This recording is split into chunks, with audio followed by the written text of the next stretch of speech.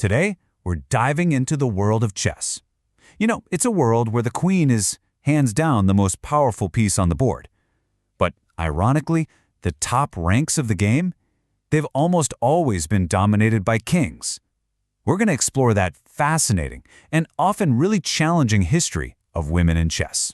So, let's just get right to the heart of it with a big question. In a game that's all about pure intellect, pure strategy, why is it that less than 2% of the world's chess grandmasters are women? I mean, think about that. It's a pretty shocking statistic, and it's one that really needs an explanation. And wow, take a look at this. This chart just lays it all out, doesn't it? That massive slice for men, and then that tiny, tiny sliver, just 1.8%. That little slice represents every female grandmaster on the entire planet. Talk about an uneven playing field. This is exactly what we're going to investigate. Okay, so to really get why that chart looks the way it does, we've got to go back in time. Way back.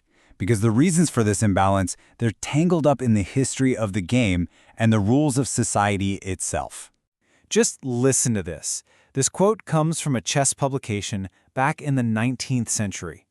"The game of chess is too combative for the delicate female mind." I mean, can you believe that?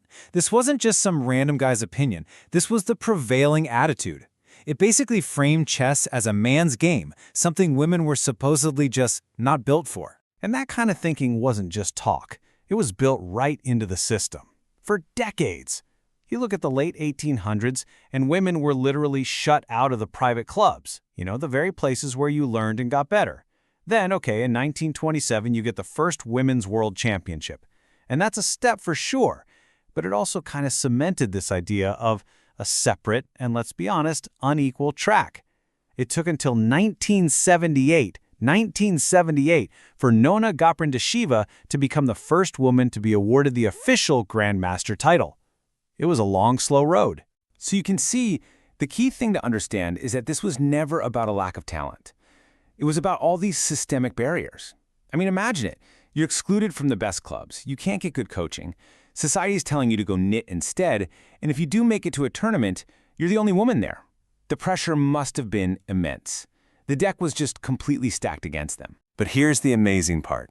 Even with the deck stacked that high, some people don't just play the hand they're dealt. They completely change the game. So now let's talk about the pioneers, the queens who completely changed the board. And we have to start with the very first women's world champion, Vera Menchik. Her attitude is summed up perfectly in this quote. "I am not a woman player, I am a chess player." So simple, but so powerful. She wasn't interested in being put in a box. She was there to play chess against anyone. And oh, did she compete. Yeah, she dominated the women's tournaments, but the really big deal was that she constantly played in the so-called men's tournaments. And she didn't just play, she beat world-class male players. It got to the point where the male masters she defeated sarcastically formed something called the Vera Menchik Club. And the only way to get in, you guessed it, you had to lose to her. She was living proof that skill has absolutely nothing to do with gender. Okay, so fast forward a few decades. This same idea gets put to the ultimate test by the Polgar sisters, and especially by Judit Polgar. This quote from her really gets to the core of it.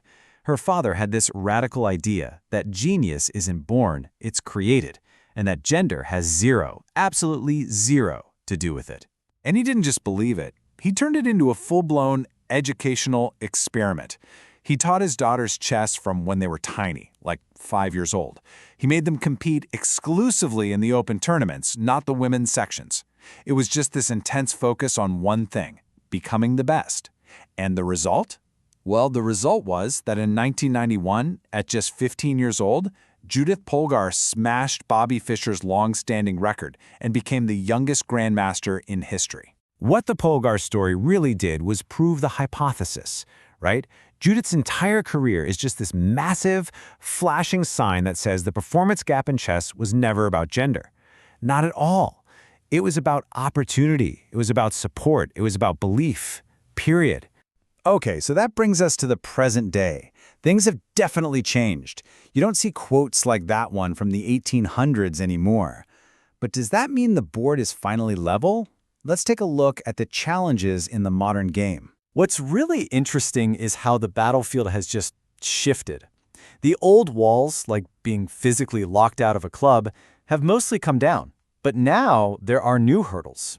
We're talking about terrible harassment in online chess communities, media that focuses way more on a player's gender than her moves, and real gaps in prize money and sponsorships.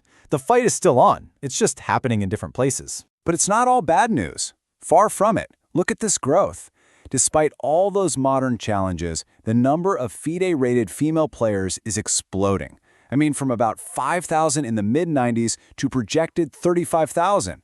That's huge. The talent pool is getting so much deeper, more and more girls are getting into the game, and that's fantastic to see. So, what's the big takeaway here? It's pretty clear. Progress is absolutely real. The doors that pioneers like Menchik and Polgar kicked open are letting a whole new generation flood in. But, and it's a big but, the game for real, true equality is definitely not over. And that leaves us with one last question to chew on. On the chessboard itself, the queen is the most powerful piece, no contest. But off the board, in the real world, will the king and queen, the male and female players, ever be truly equal? That's the checkmate we're all still hoping to see.